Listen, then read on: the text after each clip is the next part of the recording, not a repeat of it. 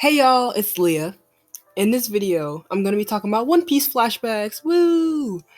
Or I guess you can say backstories, and talking about what makes them so great to me. Plus, we're going to look at a few of the backstories Oda has written, and how they serve as good examples of Oda's way of writing amazing, well-written backstories. So if you're interested in this topic, then buckle up and grab your snacks. And without further ado, let's get to it. The backstories in One Piece normally tells more about how a particular character came to the current point of their life, and sometimes it shows firsthand the trauma and tough experiences said character has gone through. Usually the backstories have a close person, a family member, or found family figure that the said character holds dearly, and typically they die in a flashback, sparking grief and hardship for said character whose backstory is being told. Then you have many other backstories that build on the world building and lore of the One Piece world, and even show the story behind how legendary characters became, legendary. Oda not only wrote the backstories for the Straw Hats, but for antagonists such as Doflamingo and Big Mom, or even in those he explained the reasons behind their characters. And sometimes it may make the reader sympathize and possibly like the antagonists, but it's not guaranteed. In fact, some people may hate the antagonist even more after seeing their backstory. It just depends on the reader. The lengths of the One Piece flashbacks can vary from a few pages to many chapters, but regardless of how long it may be, Oda seems to pace it well enough to create an important impact by the end of it. Oda tends to tie certain aspects of a character, whether it's a trait, a relationship, or a habit, and weave it in brilliantly within their upbringing or past.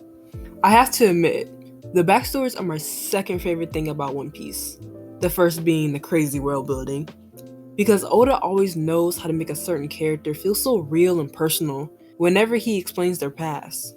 To me, he just has a special effect when it comes to that aspect in his writing. Also, I like how he uses black borders in the manga to emphasize that the reader is flashing back to the past.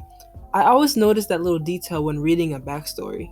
So let's take a look at a few of these backstories, which I think are good examples of Oda having this talent in creating impactful and emotionally charged backstories in One Piece. Nami's backstory was 3 chapters, yet it makes you sympathize with her as a character.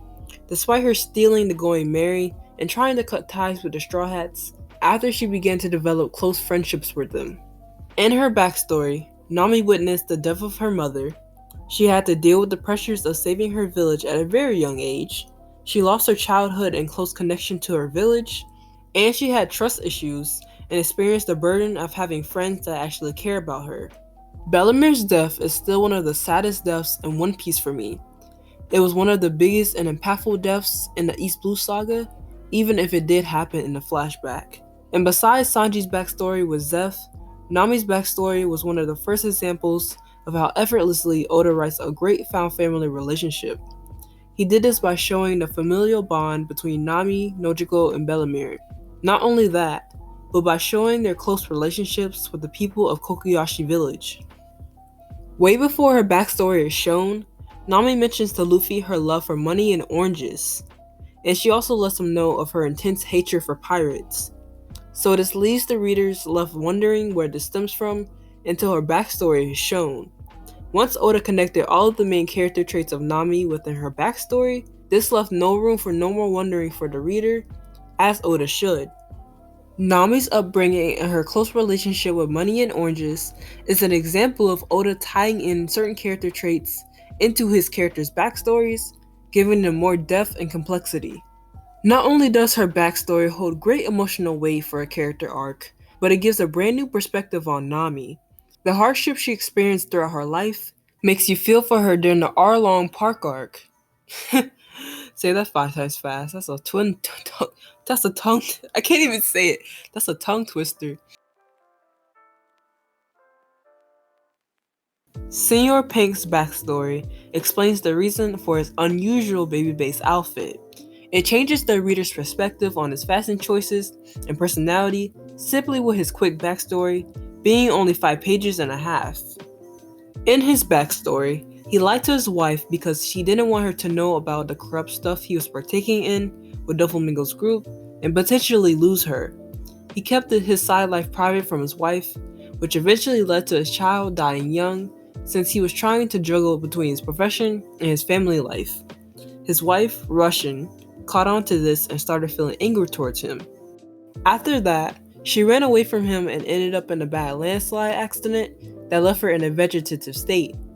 Senior Pink felt intense guilt and regret for his wife, so he dressed up like a baby because that was the only positive response he got out of his wife. He continued to dress up in baby clothes because he was that desperate to get a smile out of her every time he visited her. Senior Pink valued his wife's smile over his public dignity as a man. Despite people laughing at him, despite the judgments he received, he didn't care about all that. We as the readers judged Senior Pink at his getup at first, and I'm pretty sure some of us even laughed at it. I know I did. But after seeing his backstory and finding out the reason behind his getup, we developed sympathy for Senior Pink in regards to what happened to his family and the hardship he endured. His backstory is one of the many examples I find Oda's way of storytelling so admirable. Somehow, he gives even minor characters emotional depth and complexity, making the story and world of One Piece feel more alive. I remember tearing up when I first watched Senior Pink's backstory for the first time during my One Piece binging days. Those were good times.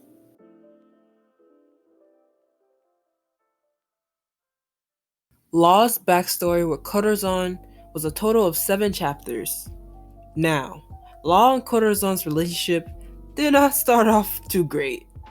But after Corazon took him to get his disease cured and kept getting denied to getting Law some treatment, as time went on, one night Corazon just broke down and sympathized and cried over Law. Law overhears this and begins to warm up to him, in a way, and starts to call him Corazon. They begin to form a close bond with each other as they search for the Opi fruit, which was Law's only hope to cure his disease. Corazon did everything he could to cheer up the young pessimistic Law and try everything he could to make sure he got better physically and emotionally. Once he finally obtained it, he forced Law to eat it even after Law's brooding protests. And after getting into some major trouble, after he showed Law his goofy, heartfelt fatherly smiling, and after he told him a manly I love you, Corazon protects Law from Dofi and dies alone in the snow. Law gets away due to his power and is able to survive from that point on, despite feeling great pain from losing such a loving found family figure that influenced his life for the better. This backstory is quite long, but it builds up the heartfelt relationship between Corazon and Law in a really good pace. And after dealing with so much pain from losing his family and loved ones before he met Corazon, Law was able to feel what love was again by seeing how much Corazon fought for him and protected him until the very end. Oda has this way of building emotional weight between characters.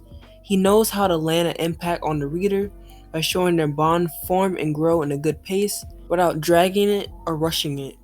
Law's backstory is one of my favorites, and is one of the saddest in my opinion.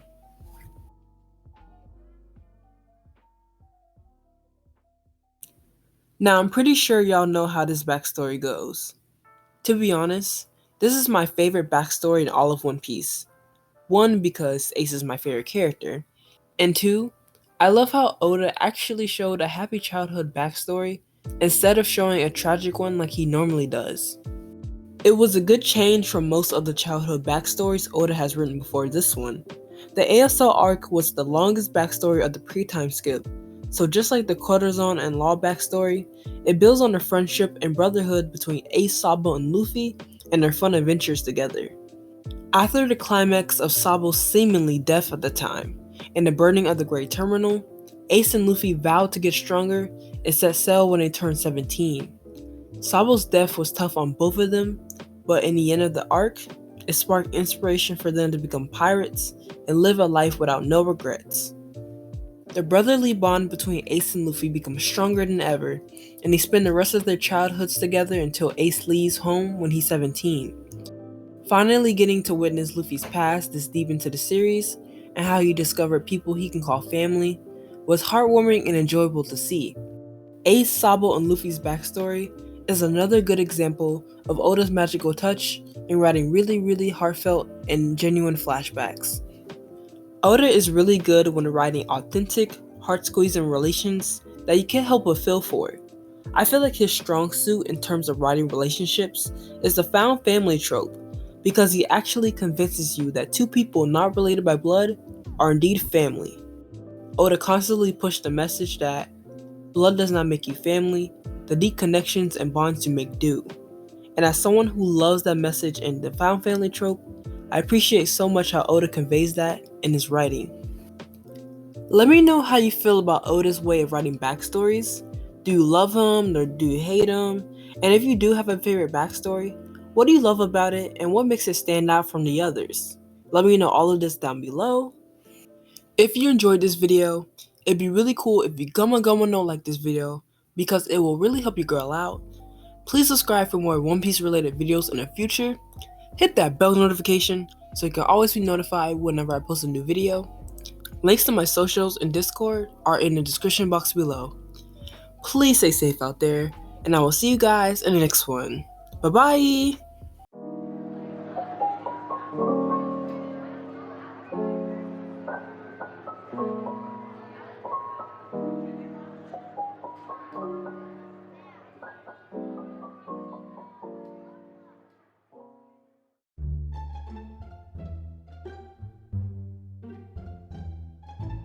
The hardships she experienced through her life makes you feel for her during the Arlong. Okay. Not only does her backstory hold a great emotional weight for a character arc, but it gives a brain.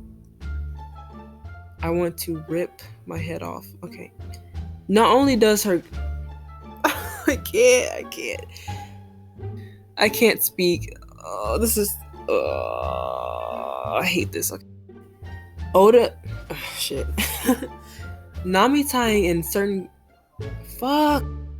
Makes you feel for her during the Arlong Park arc. Say that 5 times fast. Arlong Park arc. Arlong Park arc. Arlong Park arc. Arlong Park arc.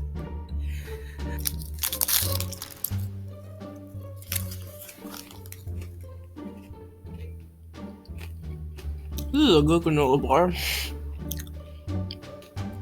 Oh, so good.